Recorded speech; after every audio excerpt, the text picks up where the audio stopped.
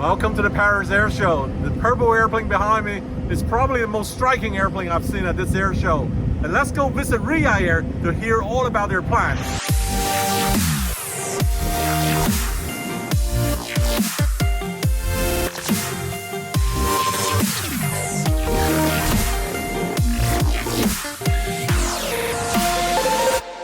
With me, Tony Douglas, the CEO of Riyadh Air. Got a couple pressing questions for you. I think everyone wants to ask you about those questions is, why are you starting an airline, Riyadh Air? Tell me about the aspiration behind starting a brand new airline like Riyadh Air. So the passenger profile into Riyadh International Airport at the moment is about 93% point to point. And I think what that shows is there is a huge demand to support the biggest population within the Arabian Peninsula, but we're not at the moment connected well enough all around the world. So the new national carrier is designed to connect to over 100 cities by 2030. How much investment is there into an airline? Starting an airline from scratch must be a lot of work. Tell me all about the challenges, the fun, the process. Look, it's absolutely super exciting for all of us within the Riyadh Air family because it's a startup. We have no legacy. That's probably the greatest gift that we possess. But we have to build everything from the ground up, be it, cities for our cabin crew and pilots in the future, pilot training capability, obviously sourcing aircraft, maintenance, repair and overhaul, and the hundreds, the thousands of other activities that are associated with starting a new airline. It's super fun, and what we've got off to is an amazing start, and delivery in the brand has been some of the key milestones to date, but I think we'll be able to tease and reveal over the next 2 years before we put our first commercial flight into operation with the second livery, with what the interior will look like, and importantly, how we'll digitally differentiate. So keep your eyes focused on Riyadh Air. You've ordered 72 Dreamliners, including 33 options, 39 firm order, with that interesting livery. And tell me about your network strategy. Are you going to do short haul, long haul? Where are you going to fly to?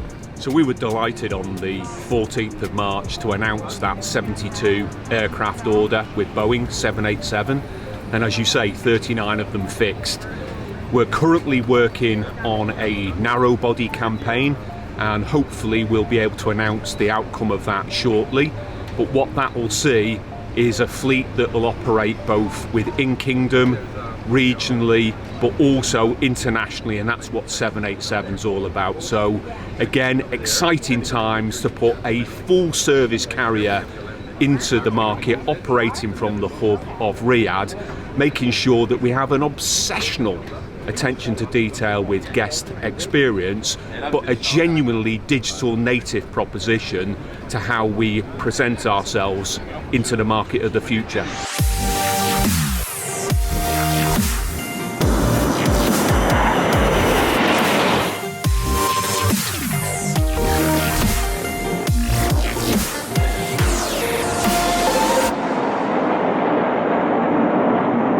How you see yourself, your airline, able to compete with the established airline like Emirates, Qatar Airways, and Etihad?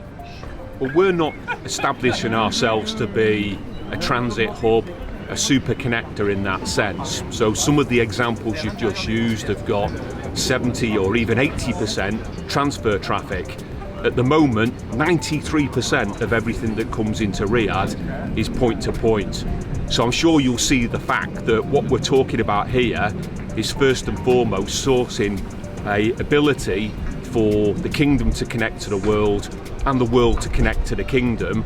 And we're the second fastest growing economy in the world. So I think it's going to take us quite a long time for us just to catch up back to where we should have been. Lots of people are skepticism about the plans of Saudi Arabia. What do you say about people having those reservations and flying and visiting Saudi Arabia? So interestingly, up to now in 2023, the Kingdom of Saudi Arabia is the second most searched travel destination on the internet. I think what that clearly illustrates is the amount of interest that's building, the amount of curiosity that's out there. But it goes without saying, if you've now decided you do want to visit, and the place is incredible in terms of destination attractions, as you know, it's how do I get there? How do I get there easily? How do I have an incredible experience? And the answer in the future to that, of course, is Riyadh Air. How do you see Riyadh Air, let's say in 2030? So by 2030, we'll be connecting to over 100 cities in a network. We'll be operating both wide body and narrow body. We'll be operating 2 incredible liveries, one of them that's become an internet sensation already, and the second one I'm teasing to reveal in perhaps November of this year, a absolutely stunning second livery. But what that brand will be synonymous for, leading all the way up to 2030, is an absolute A-lister when it comes to service quality, with an obsessional attention to detail, and a genuine digital native.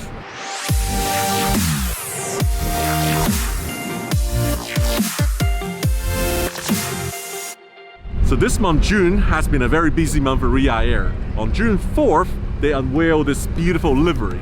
And the airplane flew from Boeing factory on June 12th to Riyadh to participate in a striking photo shoot with the whole skyline of Riyadh, with Saudi hawks saluting this formation of this airline. And on June 14th, the airline finally got its operating license from GACA, from the General Civil Aviation Authority of Saudi Arabia.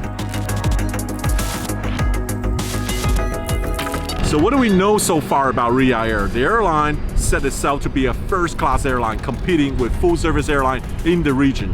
It mentioned that it will contribute up to 20 billion GDP to the transportation sector of Saudi Arabia, and also directly and indirectly hiring about 200,000 jobs. That's a lot to come.